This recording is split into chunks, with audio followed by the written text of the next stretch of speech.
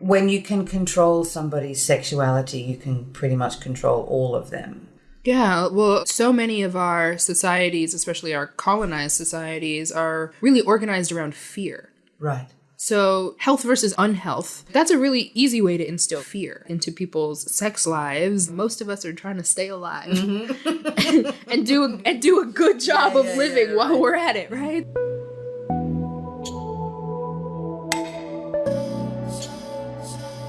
I'm Cindy Darnell, and welcome to The Erotic Philosopher, the podcast where we examine and explore sex and relationships through social, cultural, political, and other lenses, and discover ways to solve some very diverse and stimulating erotic quandaries. Welcome to part 2 of the interview with Shadeen Francis. As I mentioned in episode 1 with Shadeen, the conversation was just too good to cut it off at once. So here is part 2 of my discussion with Shadeen Francis. How would you describe yourself? Tell us who you are. Hi, everybody. My name is Shadeen Francis. The serious parts of my job title, I'm a licensed marriage and family therapist. I'm a psychotherapist by training. But in the world, people are most likely to connect with me as a sex therapist, as a speaker, as an author. I write a ton of sex ed curricula that really hopes to bridge the gaps between what we all kind of know about ourselves already and what we need to know in order to have sex lives that feel pleasurable and mental, experiences or relationships that allow us to really feel well. Nice. So one of the things that I've noticed in talking to Americans about sex, it's fascinating actually. There's a phrase that comes up time and time again that is never used in Australia. And again, it's not about good or bad or superior or inferior. It's just a phraseology that lends itself to how people think about sex. And the word is healthy. Oh, yes. People talk about, is this healthy? Is this unhealthy when it comes to sex and relationships? And I've started hearing it so many times. And I'm just like, what is with this duality of healthy and unhealthy? Yeah. Does it mean you only have two options? Because it's not a phrase, it's not a way that it's discussed in Australia. We don't discuss sex in terms of healthy or unhealthy. That's not to say that Australia is this excessively liberated place. It's not. We have our problems and our stigmas. Absolutely. For sure. But healthy and unhealthy sex practices is not one of them. And so that's been a really interesting thing because I do a lot of media work and people, journalists are like, what's a healthy relationship? To have a healthy relationship, how many times should you be having sex? That question. And I'm just like, can we drop it with the healthy, unhealthy binary? Can we? Seriously? Yeah. So there's some of the things that really stand out to me about, and I wonder if the whole healthy, unhealthy thing is tied into your insurance system, if it's tied into your heavy emphasis on diagnosis and pathology. Because again, in my work, we learn about it in our training, we learn about it in Australia, but it doesn't drive how we work as therapists in Australia. Maybe if you're a psychologist, it might, but I'm not. So if you're in a non-diagnostic helping role, we don't even use phrases like, personality disorders and stuff. We just don't diagnose in those terms. We learn about it at school, but it doesn't inform our practice. It would be almost offensive to use that phraseology when you're talking with a client. It often is still offensive here. Right. And I think about, some of the reasons why that could be, and some of my first thoughts are, well, first, as we think about America, yes, the world is colonized, but if we think about the colonial history, of, North America and how central, morality became, right, in the fibers of society here.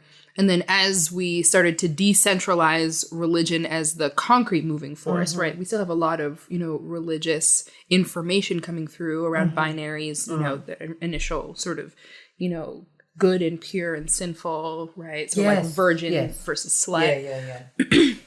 I think in a lot of ways it was a really easy transition into health and unhealth, right? That you are either well or you are unwell, right? And there's no. So it's embedded into the fabric of society, which is true in the West. I think we're so invested in binary thinking because it's concrete, it's clear, and I think it lends really easily to maybe one of our more primary social structures around capital, right? Because very few people can claim health, right? The experience of being healthy. Our lives are so much more nuanced than just having like absolute health. Yes. Right. And so it always gives us something to work for and strive for. And so there's room for that to be empowering and positive and motivating, but also it can lend to being very disempowering and shame-filled and disconnecting.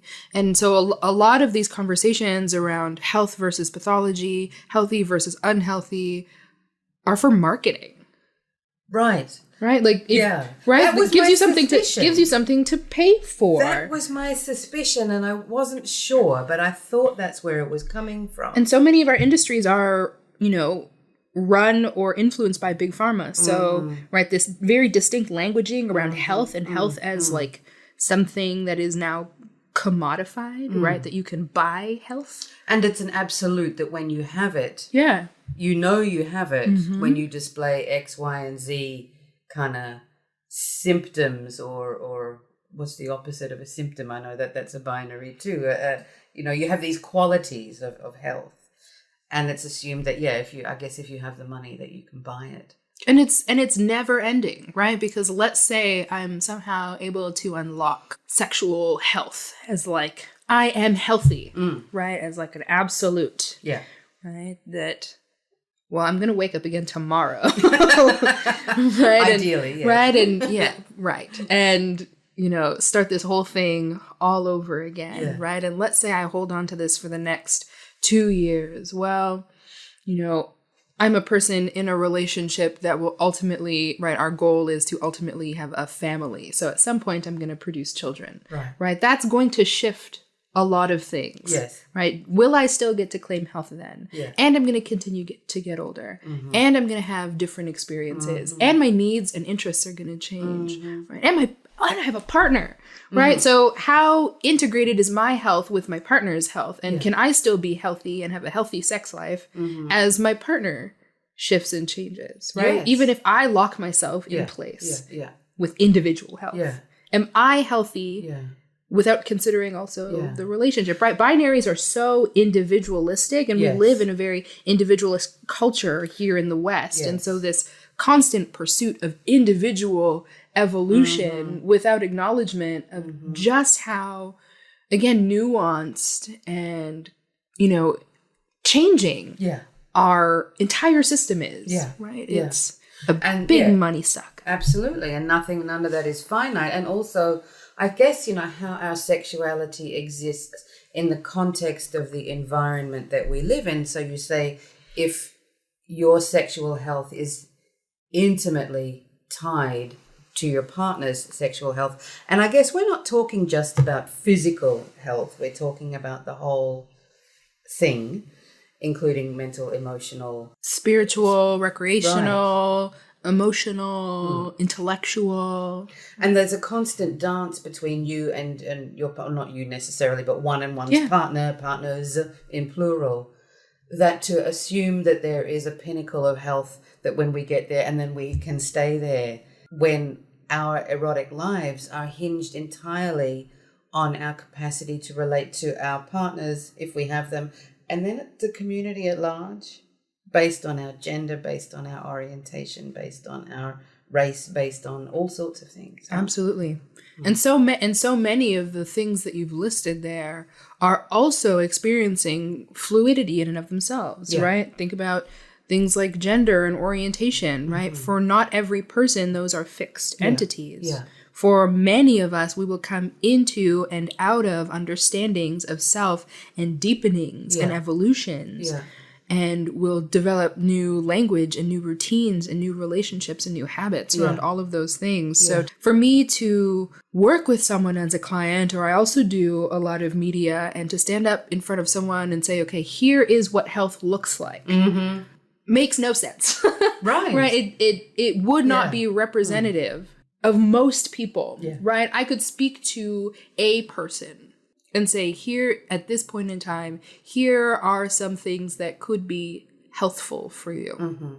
Right. Here are some things that, would be healthy for you. But I often make the distinction with folks between health and wellness. Not necessarily because they are like absolutely concretely different things, but we do have a relationship where even the word itself can be triggering. I think about, for example, like the fat positivity movement and body inclusivity and just how triggering the word health is, because it doesn't necessarily mean anything. That's right. I don't know. I mean, how would we define health? And how do you know whether or not you're healthy without looking at someone who you believe has expertise over your experience above your own, right? That I felt fine, but if I went to the doctor and they said, actually, now do I feel compromised that, I have no idea how to tell whether or not I'm healthy? Yeah. Yeah. Right? Yeah. And so I often offer the frame of wellness, again, not because it's universally better, but just a way to step outside of that box, because you might be able to tell when you are or aren't feeling well. Right. And I think it gives folks like a third alternative away from a binary of healthy and unhealthy, that when we unpack something like wellness, which again, we can ascribe any meaning we want to that, but it does invite us, like you say, to assess models of well-being that are determined by us as subjective beings. Absolutely. Absolutely. And if we were to really locate this concretely in terms of like sexual behavior, right?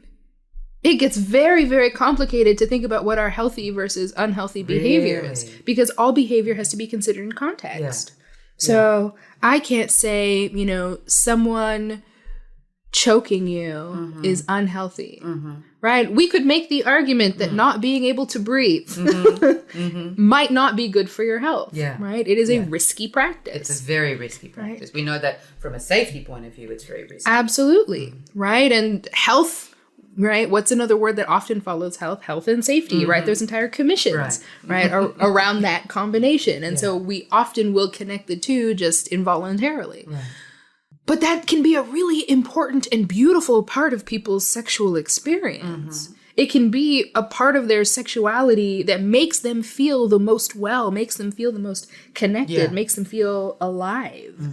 And so how do we then look at someone and say, well, that thing that you're doing that makes you feel well and whole and erotic and sexual and whatever other experiences that they're trying to access, that is unhealthy. Yeah, exactly. And that really comes from that moralizing framework, which has been around certainly for hundreds of years, I guess, perhaps thousands of years. When you can control somebody's sexuality, you can pretty much control all of them, which I think is why historically sex has been ruled by religion for thousands of years.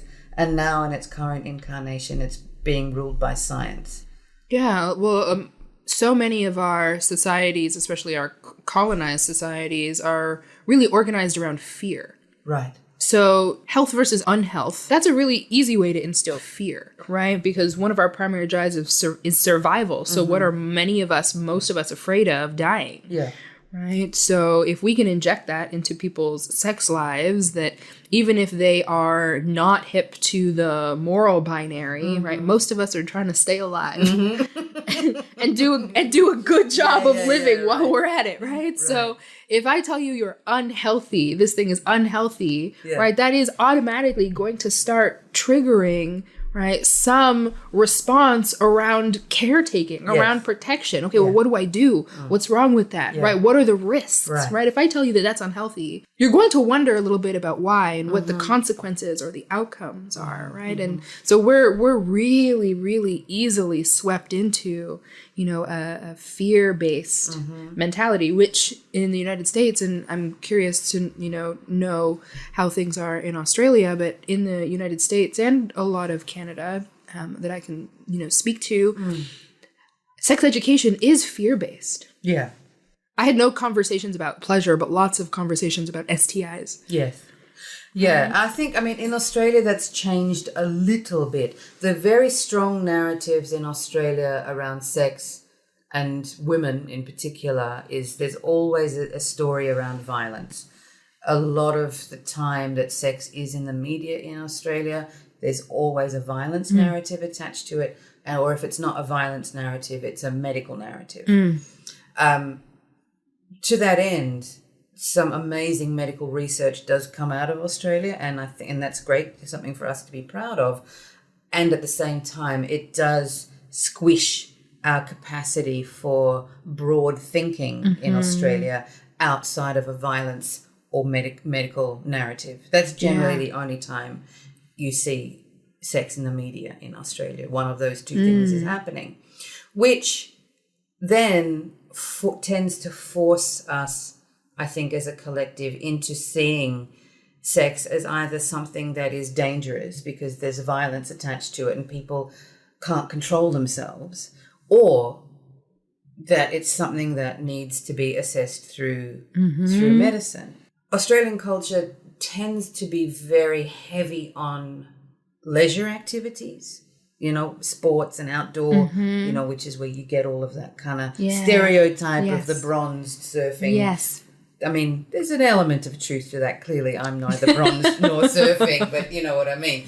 But it is a very kind of leisure-based culture. Activities, pleasure is a thing in Australia, but not sexual pleasure. Interesting. And I think folks shy away from conversations about sensuality and erotic pleasure in Australia, not because they don't think it's important, but I think the vulnerability that comes with it is not part of the national conversation. Australians don't do emotion very well. As a collective, we don't tend to do complex emotion very well. I think Americans, I know you're Canadian, but we'll talk about it in an American context. I think Americans do complicated emotion much better than Australians, and so, at a national level. And so when people are coming into your practice, right, when you're practicing in Australia, do the themes feel similar?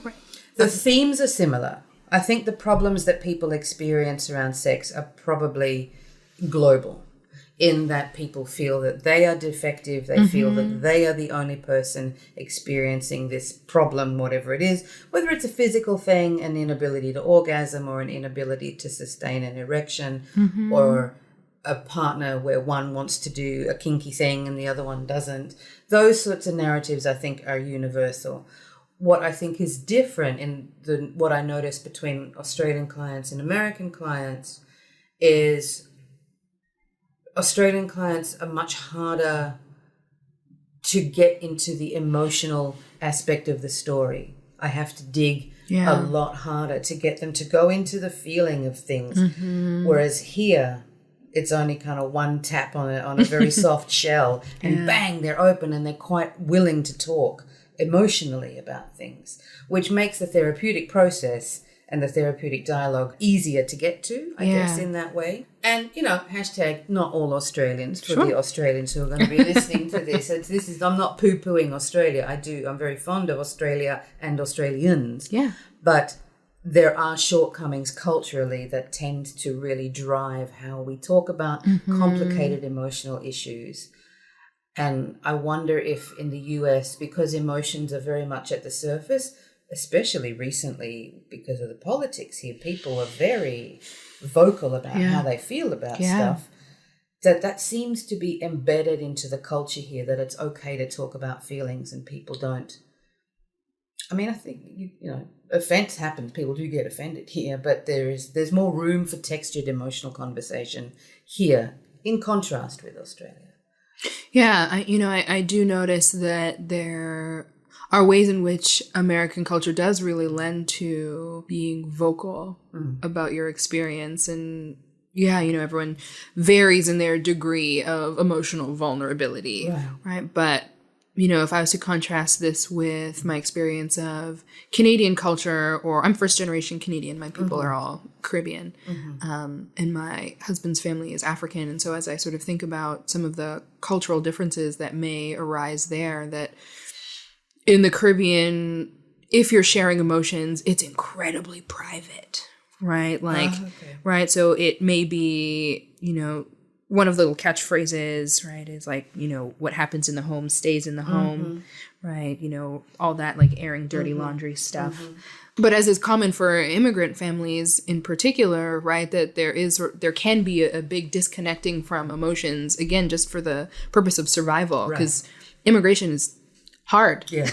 It's hard, and it can be incredibly painful. Yeah. And there isn't always a lot of space or support for doing a ton of emotional processing of even that experience, let alone some of the subtleties that arise in our one-to-one relationships or our relationships with our, you know, romantic network, right? So that's a thing. But then in Canadian culture, things are a lot more covert. Right. So I especially noticed this. I was here for the 2016 election and sort of going back and forth between here and I still call Canada home, even though I have homes multiple places now. Just noticing, you know, around systems of oppression and advocacy, you know, people crying out about race, people crying out about orientation and human rights and immigration. And Canada kind of gets this reputation, right, for being like, we're nice and polite and sweet. Have that reputation, for sure. And I carry it well because I smile a lot and people are never really sure how old I am. Well, you do look very youthful. I don't know how old you are, but you look like you're in your 20s. Thank you. So everyone just tends to be really nice to me, and I ask them outright, like explicitly. I'm like, I'm Canadian, be nice to me. And it usually works. Right, but that, you know, around that time, I started to get a lot of conversation from peers, from clients, really about like, oh, we're going to leave and go to Canada. Things are so much better. And the truth is, a lot of these issues around sex, around everything else exist there too, but navigated very, very differently, right? Things are very quiet, and to use the word again, covert, right? That we will have, you know, we still have ableism and sexism and racism and colorism, and there's just not outcry the way there is here, because things move sort of more person to person, and it's more subtlety, and you know, we're real. That's similar in Australia. We're real good at microaggressions. We don't necessarily have these big, right, these big demonstrations of it. So there's still violence, right, but we don't get violence to the tune or the tone of, you know, what happens here. And I think it's because we have a culture around moving in the quiet. That's very interesting. I think that I could say that would apply to Australia as well. It's very similar in that the outrage around race issues, for example, I mean, it's present, but it's nothing like it is in the United States. The way that race issues are explored and discussed here, certainly around the tension between black versus white, as opposed to Asian and Indigenous and those other groups that I don't hear a lot from. I hear it much more in a black versus white context. And as an outsider, I am always just all ears, constantly listening to folks about how it unfolds here. Yeah, and I think, again, some of that belongs to just the unique legacy in America around chattel slavery, right? That there really wasn't another place in the world that really, really did chattel slavery like the States, right? But even still, right, knowing that most nations have a colonial history, right, that, you know, I think all of this is kind of part of the same, you know, domain, right, around, you know, binaries. The conversations around black or white continue to manifest, right? These really rigid ways of thinking, right? And so as a pattern tracker, you kind of see it. You see it everywhere, right? Kind of every conversation is this or that. Even the way, you know, if you watch anything on TV, right? A brand can't just say, like, here's our product, right? They say, do you use this other product? That product is trash. We are the product. Exactly. Right? That there's this constant vying for hierarchy. And it does nothing for sex. It does nothing useful for sex, right? It really doesn't. this binaries and hierarchies. It does not help us sexually, and it doesn't help us emotionally, and it doesn't help us spiritually. No. And so because of that, it cannot help us relationally. Yeah, absolutely. So thanks for coming today. I really appreciate it. Thank you so much for having me. It's been such an enriching conversation. And it's lovely to meet another sex therapist who shares a very similar philosophy to me. I think I really share so much of what you said is exactly the values that I carry as well. I think it might be some of the nuance of perspective of folks who are non-nationals. Yeah, it's an interesting space navigating America as a non-American, for sure. So where can people find you? One place is my website. It's my full name, ShadeenFrancis.com. The other is on social media. I exist both on Twitter and on Instagram. You'll find me under my name as well on both platforms. Shadeen Francis LMFT on Instagram and Shadeen Francis on Twitter.